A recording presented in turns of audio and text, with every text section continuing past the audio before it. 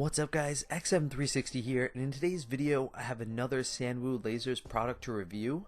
This one is going to be their green 520 nanometer 150 milliwatt Pocket Series model.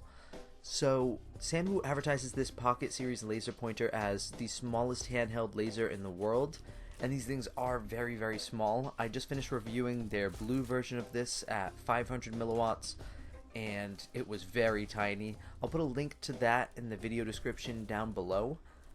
So this particular model retails on their website for $150, and then they also sell a 50 milliwatt version of the 520 nanometer, and that one goes for $90. So on their website they advertise that this laser is made out of stainless steel with a 10mm copper heatsink. They also advertise that it weighs in at 40 grams. It takes one 10440 lithium-ion battery, and it has a duty cycle of 40 seconds on and off with a 1-year warranty. And some of the things that I got with my little bundle here are two little cleaning cloths. I got a little sleeve that it goes in, and the battery came with it as well. And then on their website you do have to pay an additional $18 for the lithium-ion battery charger, and it's a dual charger that can charge two of them at once. And then for an optional $10 you can also add either a G2 or a G7 lens, and I'll explain those in a moment. This is a single mode laser, push on, push off. You don't have to hold down the button, but there aren't multiple modes to this one. And to access where the battery goes, you simply unscrew the bottom tail cap of the laser where the button is, and that gives you access to the little area where the battery goes. The battery goes in positive end facing the tip of the laser, negative end facing the spring, and this laser feels very solid. All metal construction. There doesn't feel like any loose parts or anything.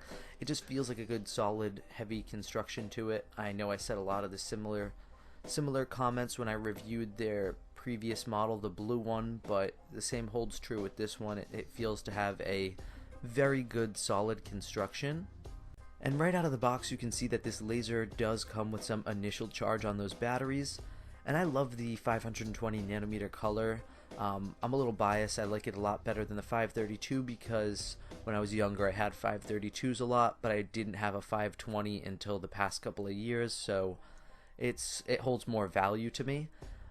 To get access to where the lenses are, if you were to change this out with a G2 or a G7 lens, because it comes with just a standard 3-element lens, you would just unscrew the tip of the laser. And just to explain for anybody who doesn't know about G2 and G7, this is a nice little bit of information that they put on their website.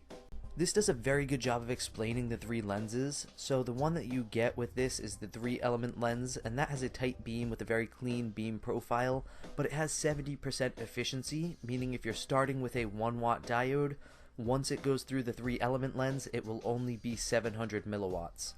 Now the G2 lens gives you 950 milliwatts with a 1-watt diode because it has 95% efficiency, but it has a wider beam. It has bad beam divergence.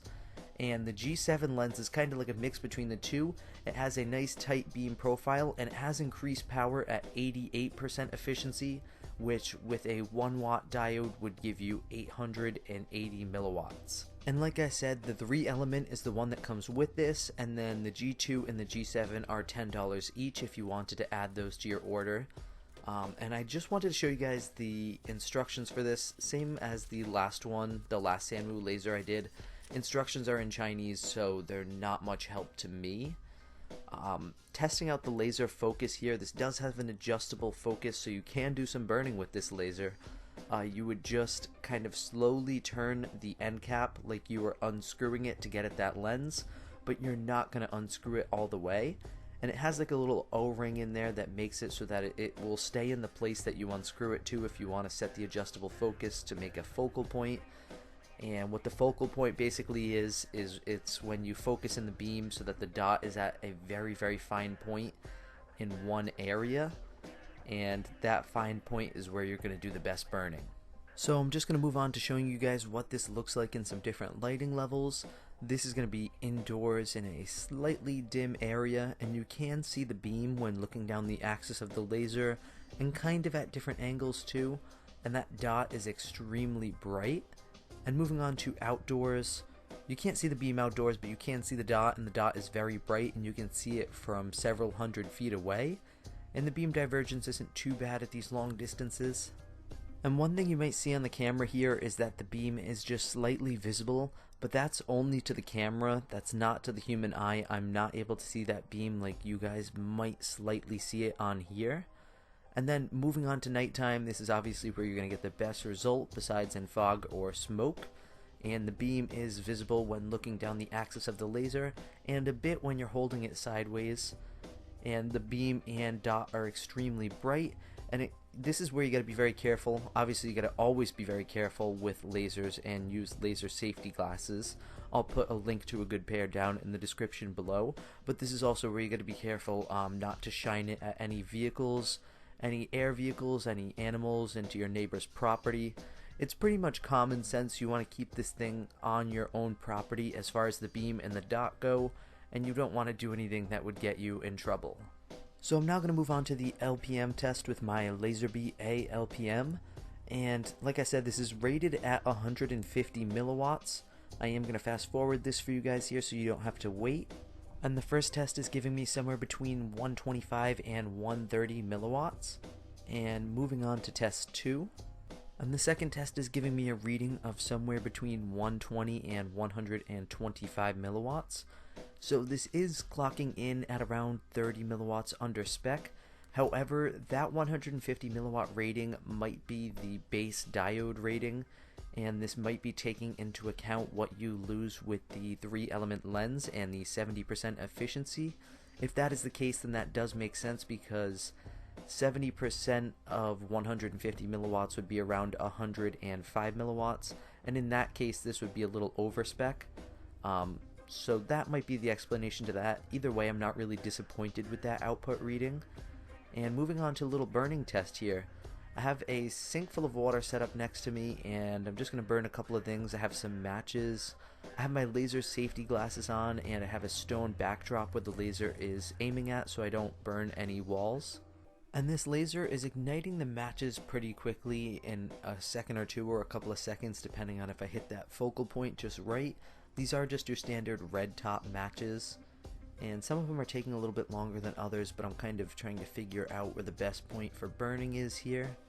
And I'm actually pretty surprised at how fast it's lighting some of these, because 125 milliwatts isn't a whole lot of burning power.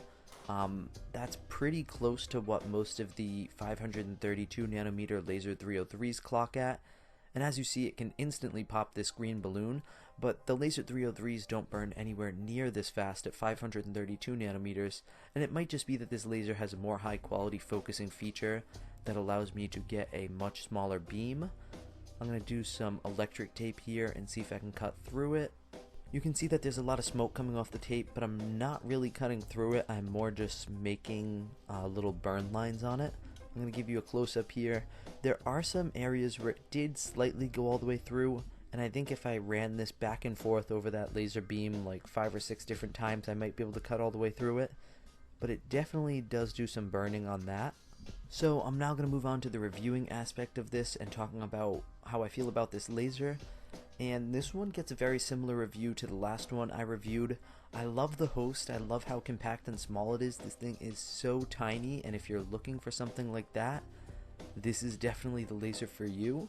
I found the build to be very solid. The button was nice. It pushed in and out very nicely, and overall the quality of this laser just felt very nice, and I liked the things that came with it.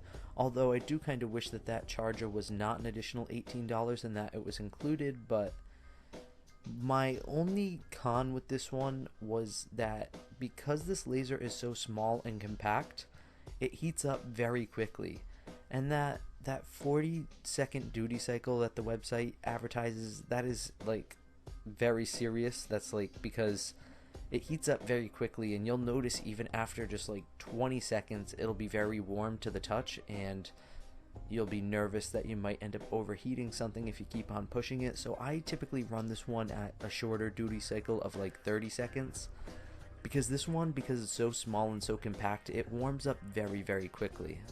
So this one is a lot better as a short burst laser. I wouldn't necessarily recommend this one for like a stargazing laser where you're going to be holding it and keeping it on for longer periods of time, like a minute or a minute and a half, 2 minutes, because it warms up so quickly.